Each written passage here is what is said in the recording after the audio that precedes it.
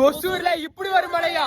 நீங்க ஒசூர்ல இருக்கீங்கன்னா இப்படி ஒரு பிளேஸ மிஸ் பண்ணிட்டோன்னு கண்டிப்பா ஃபீல் பண்ணுவீங்க. இவ்வளவு ஒரு அழகான சிவன் கோயிலை இப்படி ஒரு சின்ன மலையில பார்க்க எங்களுக்கு அவ்வளவு சந்தோஷமா இருந்துச்சு. உங்க ஃப்ரெண்ட்ஸ் அண்ட் ஃபேமிலியோட ஒரு ஹாஃப் டே பிளான் பண்ணி ஒரு சின்ன ட்ரெக்கிங்ல அப்பன் சிவனை பார்த்துட்டு ரிலாக்ஸா வரணும் அப்படின்னா இந்த ரீல சேவ் பண்ணிக்கோங்க. அப்பன் சிவனை பார்த்துட்டு கோயிலுக்கு பேக் சைடுல இருக்கிற இந்த ஒரு அல்டிமேட்டான வியூ பாயிண்ட மட்டும் மிஸ் பண்ணிடாதீங்க. இங்க போய் நின்னு நம்ம மேல சில்லுன்னு காத்தடிக்கும் போது அந்த வியூ பாயிண்ட பாக்குற ஒரு ஃபீல் இருக்கு பாருங்க. இதுக்காகவே எவ்வளவு தூரம் வேணா ட்ரெக் பண்ணி வரலாம்னு தோணும். உண்மையிலே இங்க இருக்கிற ஒவ்வொன்றும் பார்க்க மட்டும் இல்லாம ஃபீல் பண்ணவே அவ்வளவு பீஸ்ஃபுல்லா இருந்துச்சுங்க. இந்த இடத்தை ரீச் பண்ண சிவா நஞ்சுண்டீஸ்வரா டெம்பிள் தென்கனி கோட்டான் டைப் பண்ணீங்கன்னா எக்ஸாக்ட் லொகேஷன் காட்டும். ஒசூர்ல இருந்து ஜஸ்ட் ஒரு 30 கிலோமீட்டர் டிராவல் பண்ணா போதுங்க.